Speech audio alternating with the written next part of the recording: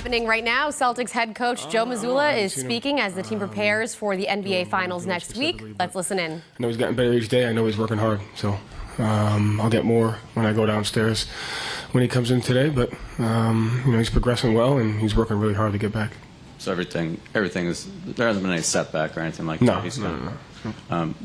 What did you like most about these first few rounds of the playoffs, about the kind of the way you guys have really taken care of business every step and kind of seemed like maintained your focus really throughout? Yeah, I think just, we played without an expectation, without a sense of entitlement. I think we just played with the understanding that even though we're a good team, we have to be the harder playing team. So I think that's important.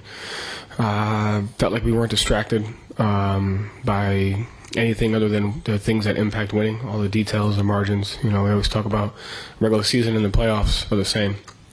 And it's no different heading into the finals. As you get closer to achieving your goal, it's easy to become distracted. And at the end of the day, the margins will be the reason why you win. The harder playing team, all the small details that go in. So felt like we valued that. Felt like we were great defensively when we needed to be. And, we just fought to stick together and make winning plays. So just got to fight to keep that.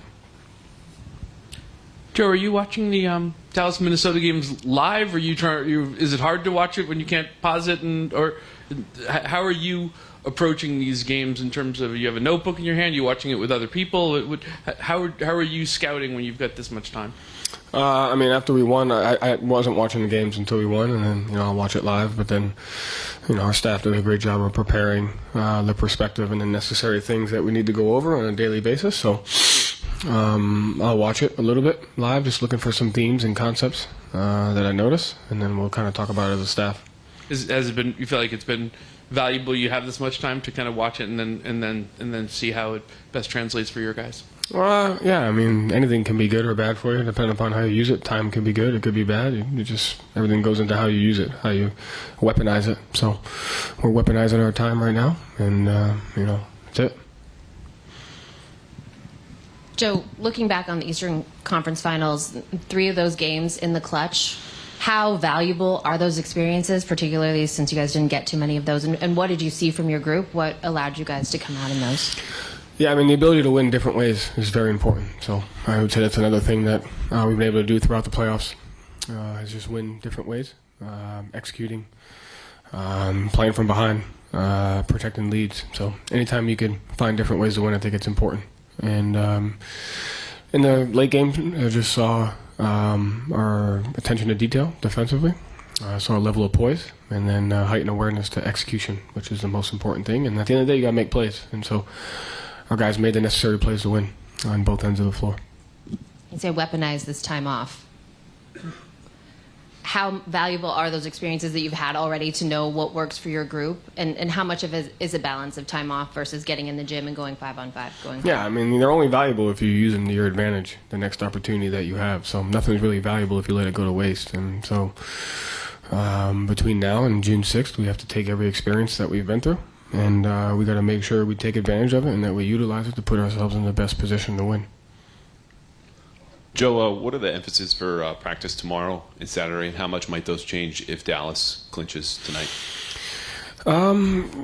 Practice is all about the details and the margin. So making sure we get better as a team, making sure we get better offensively, defensively, make sure we understand our situational philosophies, our situational execution, things that go into winning. Same things we've been doing all year. Those would be the points of emphasis. And, I think regardless of who wins, we got to get better. So we'll do that tomorrow. Joe, there's an expectation of heightened pressure, getting back to the mountaintop again, or getting a chance to compete for the mountaintop again.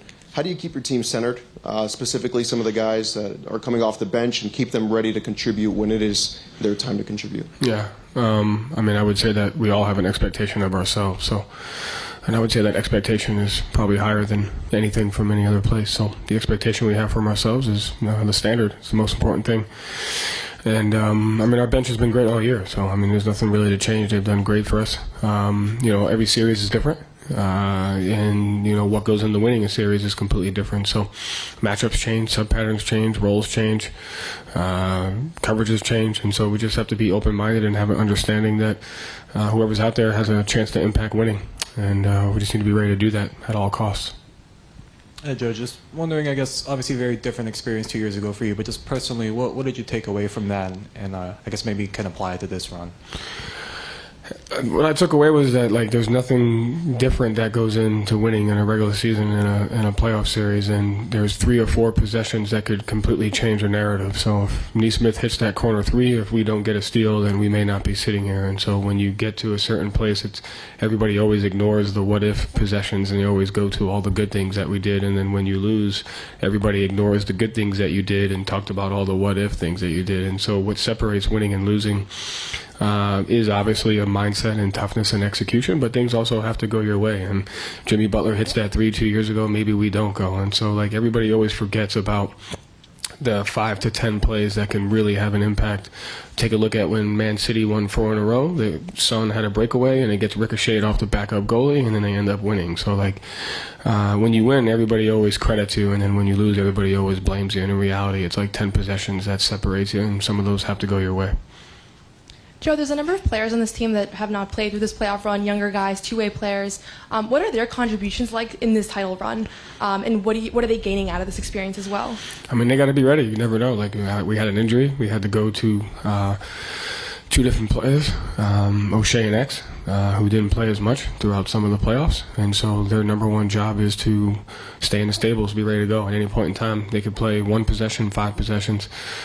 So, our player development staff and those guys do a great job of just staying ready, staying in shape, working on the game plan, working on the details, focused on the things that are necessary to winning, and stay locked in, because at any point in time you could go in. And that's the thing we talk about as a team, is anyone and everyone has to be ready to execute coverage, execute a couple possessions. And so our staff and those guys do a great job staying locked in.